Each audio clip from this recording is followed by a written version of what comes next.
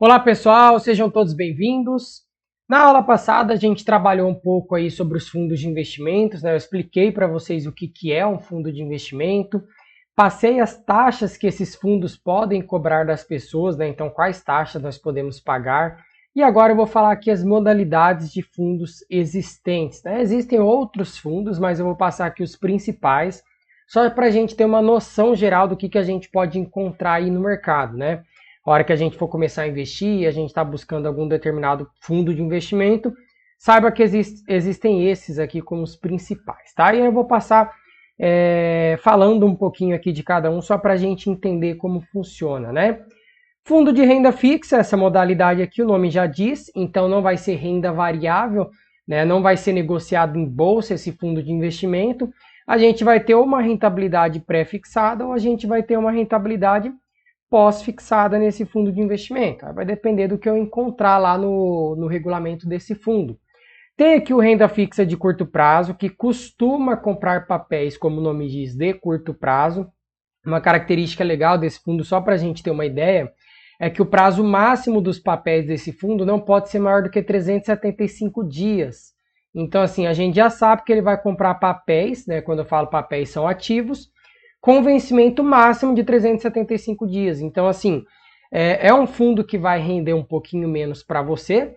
Sim, porque quanto menor o prazo de investimentos meu, menor o retorno. Lembra que quando eu aplico em alguma coisa de longo prazo, existe muito mais chance de alguma coisa dar errado durante esse período, durante esse longo prazo.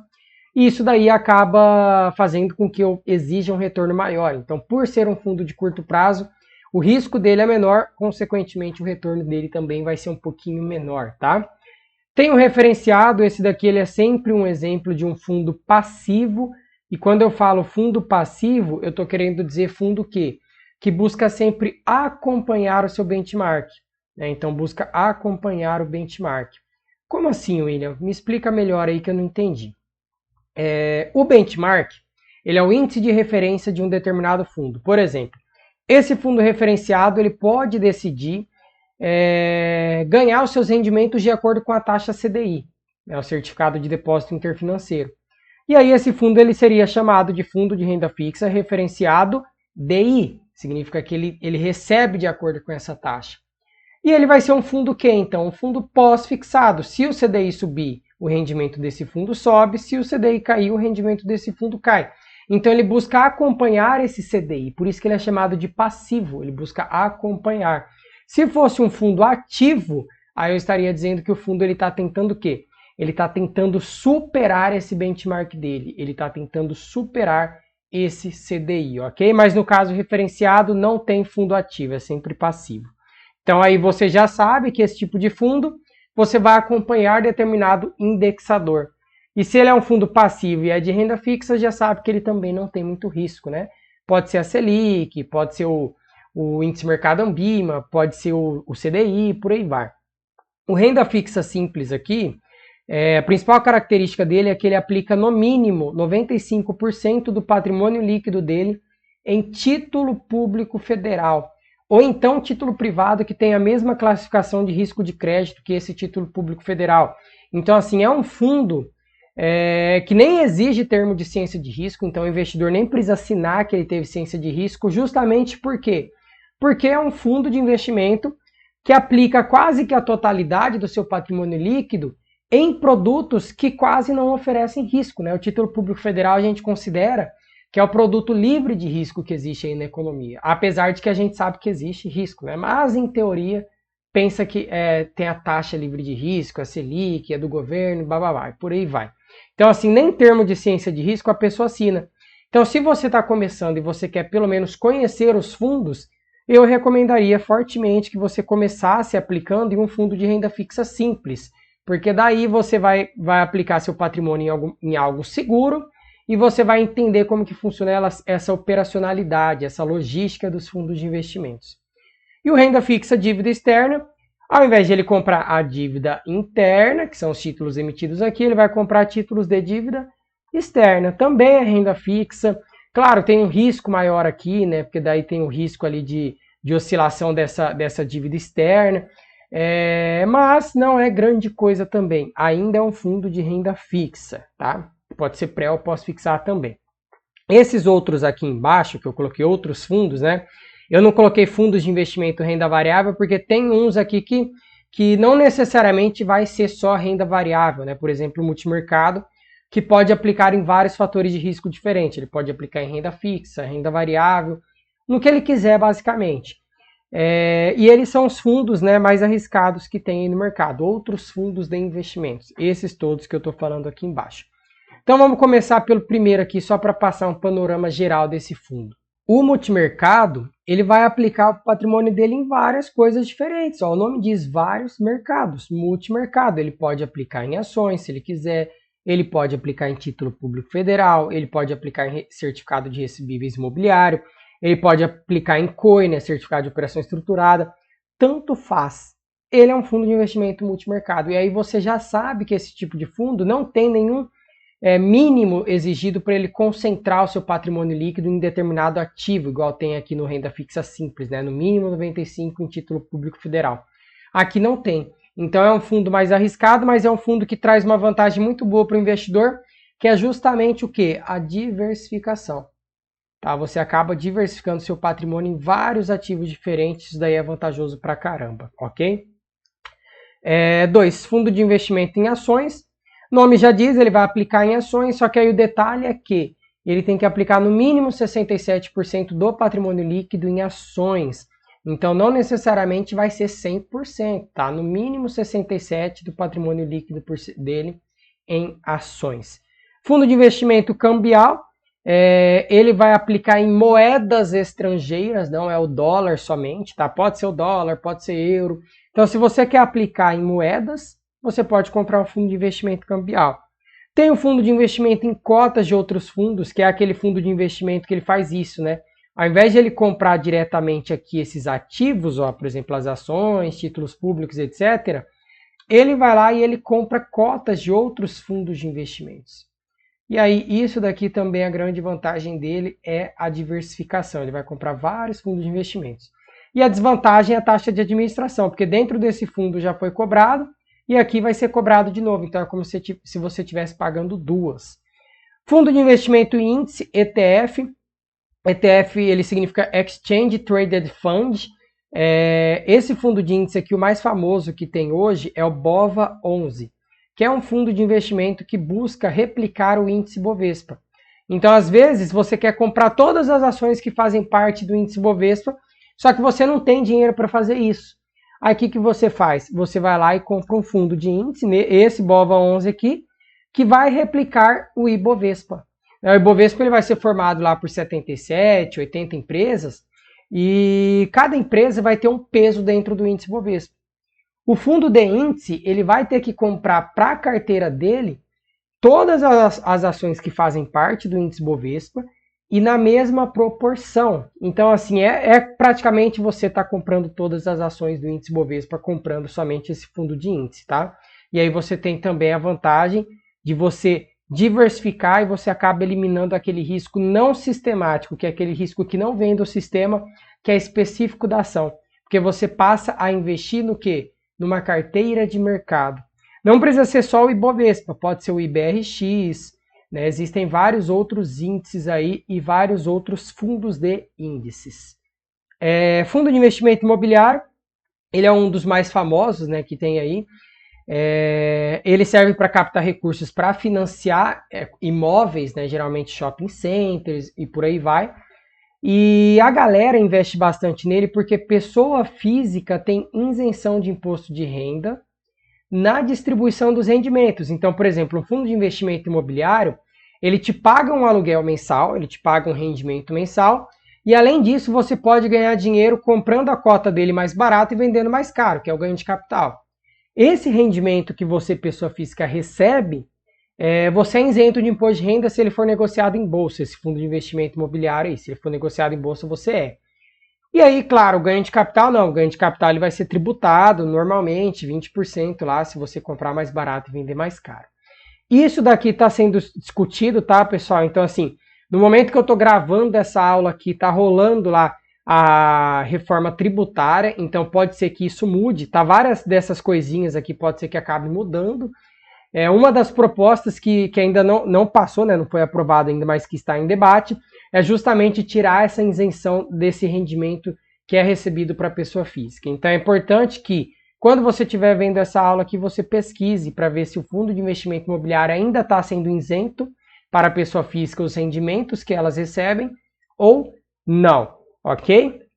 E, por fim, fundo de investimento em direitos de crédito, né, direito creditório, ele vai comprar basicamente créditos futuros recebíveis, recebíveis. Né? Recebíveis já significa um crédito futuro.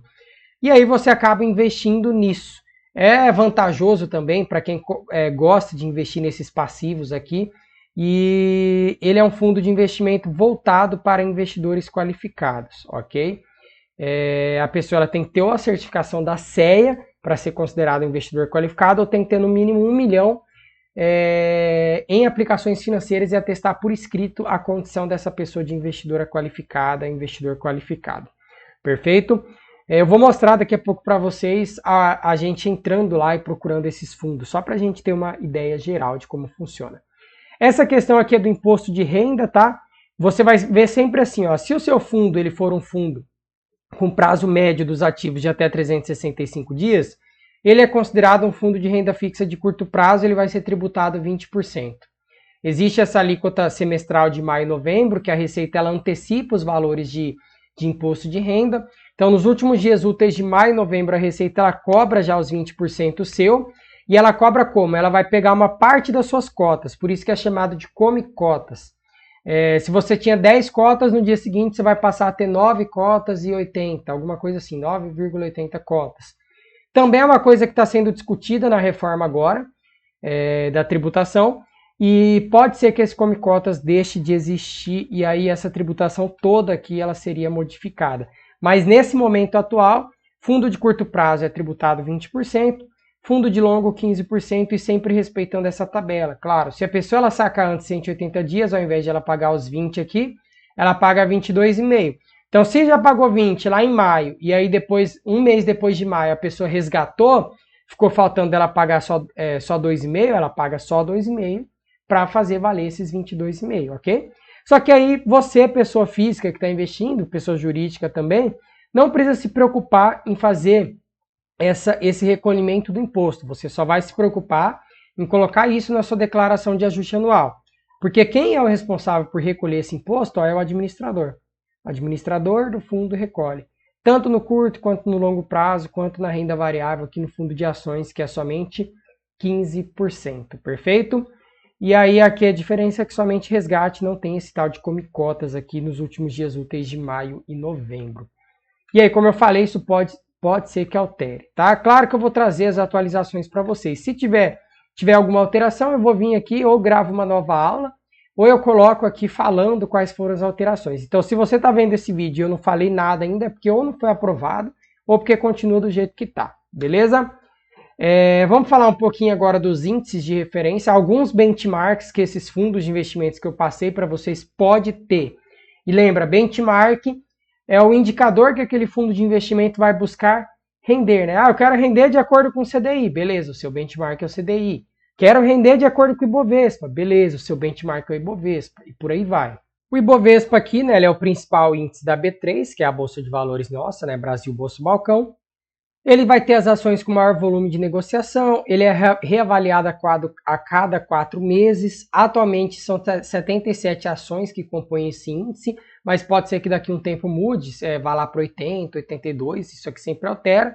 E ele vai pegar os ativos aqui, ó, que representem 85% em ordem decrescente do índice de negociação, ou seja, de ações mais negociadas, que tenha 95% de presença nos pregões. Geralmente essas ações têm 100%, todo pregão que tem elas são negociadas. E não pode ter 0,1% do volume financeiro no mercado à vista. E não pode ser penny stock. Penny stock é aquela ação que ela é negociada por um valor inferior aqui, ó, a R$1. Ok? Nenhuma ação que faz parte do índice Bovespa pode ser negociada por um valor inferior a R$1. O IBRX é outro indicador aqui que tem, ele é tem ou o IBRX 100 ou o IBRX 50. O 100 são 100 ativos mais negociados e 50 os 50 ativos mais negociados. Existe também fundos de investimentos que utilizam o IBRX como benchmark. Tem o índice de sustentabilidade empresarial, que é um índice de empresas com práticas sustentáveis, que é formado por 40 empresas que têm essas práticas sustentáveis lá, né? É um índice assim, um selo de qualidade verde, empresa sustentável de maneira geral. Às vezes você quer investir nesse tipo de empresa, procura um fundo de investimento que esteja atrelado a esse benchmark. Tem o índice Small Cap, que é o desempenho das empresas de menor capitalização, então empresas pequenas. Índice de governança corporativa, empresas que têm práticas de governança, ou seja, que divulgam balanços conforme padrões internacionais, que têm auditoria, que têm quantidade de membros de conselho independente, tudo isso, né? Que tem só ações ordinárias, por aí vai. Índice de governança corporativa. Índice de energia elétrica, ações do setor de energia elétrica. Mid Large Cap, que vai pegar as empresas também com maior capitalização, e são 85% aqui da B3. Então, assim, é um índice muito grande. 85% da Bolsa faz parte desse Mid Large Cap. E quando eu estou falando da Bolsa, não estou falando do IBOV, estou falando da Bolsa como um todo, porque o IBOV são poucas ações que fazem parte. A Bolsa de Valores tem muito mais do que isso. E o EWZ é que ele vai medir a performance dos ADRs, das ADRs brasileiras na Bolsa de Nova York. Então, por exemplo, a Petrobras, ela tem ações sendo negociadas lá na Bolsa de Nova York. Isso ela pode colocar para negociar uma ADR lá. Então, existe ADRs da Petrobras, ADRs da Vale do Rio Doce. E o que acontece quando esse investidor lá fora compra essa ADR? Ele está investindo na Petrobras sem precisar colocar o dinheiro aqui dele dentro do Brasil e comprar diretamente umas ações da Petrobras. Ele está comprando os recibos de ações que eu já, inclusive, passei para vocês. Tá? E aí vai ser um dos mais importantes indicadores aqui para os grandes players estrangeiros. Então, o objetivo do fundo é proporcionar os resultados dos investimentos que corresponde ao desempenho dos títulos negociados publicamente no mercado brasileiro, medido pelo MSCI Brasil Free Index, ok? Aí tem os índices de renda fixa, os mais comuns, Selic, CDI, IGPM, IPCA, índice mercado Ambima geral. São os principais que a gente tem. Vamos dar uma olhada então lá nos fundos de investimentos dentro de uma corretora, como que eu encontro eles, ok? Vamos lá. Certo, pessoal, eu já coloquei na tela, né? Coloquei agora aqui na conta da XP, então não é da BTG, que igual eu já mostrei para vocês do BTG também, mas agora coloquei na XP para variar um pouquinho. Eu venho aqui em produtos, basicamente, e eu venho aqui em fundos de investimentos, né? Então pega aqui os fundos disponíveis que tem no mercado. Aí ele vai carregar ali, vamos esperar carregar. Você tem aqui as classificações, você pode ver fundos de baixo risco, médio, alto, pode pesquisar por aplicação mínima, classificação da Morningstar. Você escolhe a categoria do fundo também, ó, renda fixa pós, renda variável, internacional, alternativo, tudo. Você pode pesquisar aqui. Mas vamos dar uma olhada geral aqui, ó. Eu tenho aqui as rentabilidades desse fundo de investimento, aqui tem as taxas de administração, as aplicações mínimas, e aí você olhando para o nome do fundo, você já tem uma noção do que esse fundo é. Ó. Algeme 180 FIC FIM CP. O que significa isso, né? Primeiro, está escrito aqui embaixo, a renda fixa pós-fixado, quer dizer que ele acompanha um determinado indexador. Fundo de investimento em cotas, de fundo de investimento multimercado, crédito privado.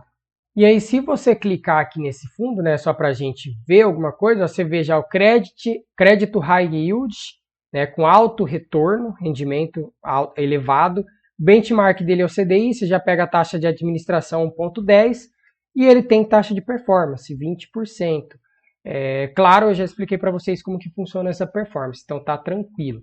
Cotização do resgate, olha, isso daqui demora. Você vai demorar 179 dias para saber o preço que vai ser resgatado essa cota do seu fundo de investimento e depois disso vai ser liquidado para você esse valor aqui em D+1. Só que isso daqui dias corridos, ok?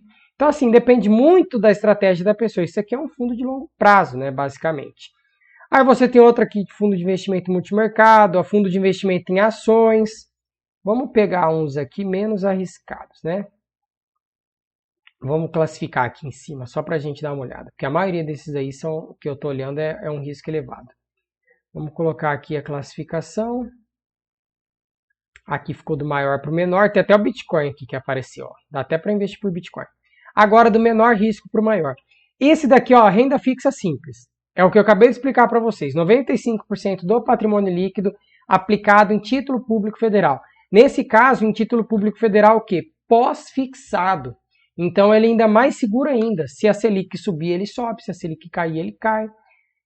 Aí tem os referenciados, ó, fundo de investimento referenciado. Deixa eu ver o que mais que tem aqui interessante para a gente ver. Aqui referenciado, crédito privado, fundo de investimento renda fixa, crédito privado. Vamos descer um pouquinho mais. Deixa eu colocar ali, aumentar um pouquinho esse risco aqui, ó.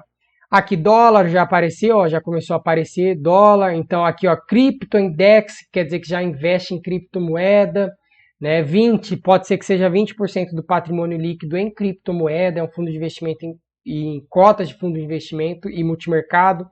Então assim, pessoal, isso daqui é você fuçar e aí você clicar aqui e sair vendo, olha o retorno desse fundo aqui, 31% nos últimos 12 meses. E aí você sair vendo o benchmark dele, quanto que ele te paga, qual que é a taxa de administração e por aí vai. Olha esse daqui, ó, ele te paga a inflação mais 6%, então você tem ganho real sempre, ó, renda variável long based. Muito, muito bom investir nesse tipo de fundo de investimento também, tá? Claro, é um pouquinho mais arriscado, mas vale a pena. Então assim, pessoal, espero que vocês tenham entendido como que funciona essa questão de fundos. Mostrei aqui para vocês um pouquinho da prática e agora isso aí fica tarefa de casa, para você abrir aqui, você começar a pesquisar os fundos e ver qual que vai ser o melhor para você começar a investir, ok? Então aguardo vocês lá na próxima aula, pessoal. Tchau, tchau e bons estudos a todos!